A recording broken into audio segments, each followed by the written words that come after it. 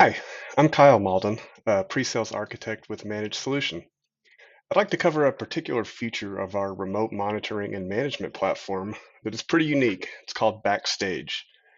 While many tools out there provide a lot of capabilities to manage an endpoint behind the scenes, such as managing files, viewing event viewer logs, or editing the registry, there are generally delays and waiting involved to execute these commands on the endpoint.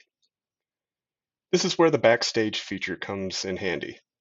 This remote connection feature opens up a connection directly to the endpoint under a remote desktop session, but under a separate user context from the user actively using the computer to ensure the user's current activity is not disturbed and the information on their desktop is not shown to the engineer working on the endpoint.